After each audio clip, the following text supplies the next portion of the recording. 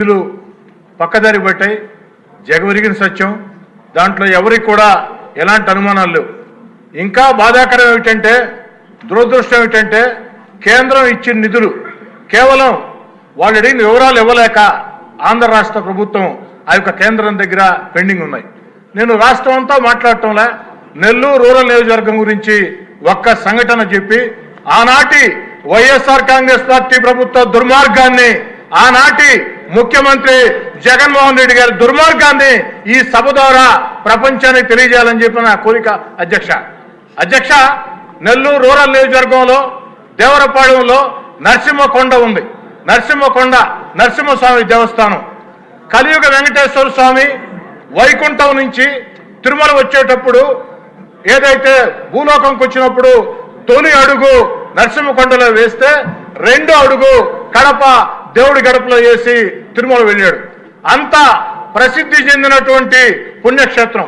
ఆ పుణ్యక్షేత్ర అభివృద్ధికి ఆనాటి ముఖ్యమంత్రి గారు చుట్టూ తిరిగి అభివృద్ధికి నిధులు ఇవ్వకున్నా నేను నాకున్న వ్యక్తిగత సంబంధాలతో ఆనాటి భారత ఉపరాష్ట్రపతి, ఈనాటి మాజీ ఉపరాష్ట్రపతి వెంకయ్యనాయుడు గారి సహకారంతో వెంకయ్యనాయుడు గారు తన పదవిని ఏదైతే పూర్తయ్యే కాలంలో ఆఖరి లేఖ కేంద్రానికి రాశాడు. ఇది నెల్లూరు జిల్లాలో ఉంది. నెల్లూరు రూరల్ ఎమ్మెల్యే చెప్పేది వాస్తవం. కేంద్ర ప్రభుత్వం నిధులు ఇవ్వాలంటే వెంకయ్యనాయుడు గారి మీద గౌరవంతో ఆనాడు టూరిజం శాఖ మంత్రి కిషన్ రెడ్డి గారు ఏదైతే 50 కోట్ల రూపాయల నిధులు కేంద్రం నేరుగా విడుదల చేసింది. ఇందుకు ఈనాటి మంత్రి సత్యకుమార్ గారే ఒక సాక్ష్యం.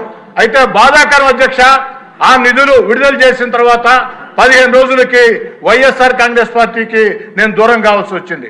కానీ వైఎస్ఆర్ కాంగ్రెస్ పార్టీ దూరం జరిగినా ఖచ్చితంగా నరసింహస్వామికి న్యాయం చేస్తారు.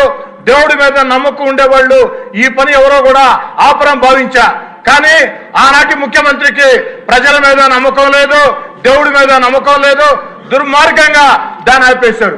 అనేక సార్లు ఆనాటి ముఖ్యమంత్రి పేషి అధికారులకి, ఎందుకంటే ఆనాటి ముఖ్యమంత్రి పేషి అధికారులు ఫోన్లు చేస్తే ఫోన్లు ఎత్తుకోరు.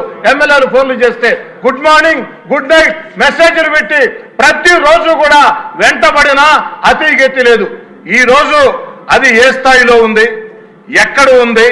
ఏదైతే నెల్లూరు రూరల్ నియోజకవర్గంలో ఒక భారతదేశంలోనే విశిష్ట దేవస్థానం దేవరపాడెం నరసింహకొండ దేవస్థానం కేంద్రం ఇచ్చిన 50 కోట్ల రూపాయల డబ్బులకి రాష్ట్రం డిపిఆర్ ఇచ్చిందా లేదా?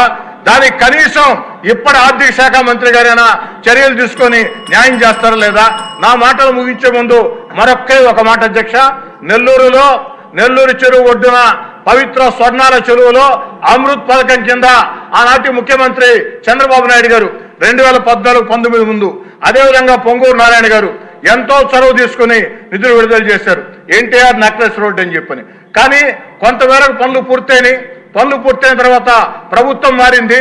ఆ పనులు ఆగిపోయినాయి. అయినా దాన్ని పూర్తి చేయాలని ఆనాటి ప్రభుత్వం ఎన్టీఆర్ గారి పేరు ఉంటే నిధులు విడుదల చేయదని నేను ఎన్టీఆర్ నెక్లెస్ రోడ్ మరియు గణేష్ ఘాట్ అని ఆనాటి ప్రభుత్వం తృప్తి కోసం అదనంగా పేరు చేకూర్చి అనేక ప్రయత్నాలు చేసిన తర్వాత టెండర్లు పిలిచారు. కాంట్రాక్టర్ టెండర్ వేశాడు. కాంట్రాక్టర్ టెండర్ వేసిన తర్వాత అగ్రిమెంట్ చేసుకున్నాడు.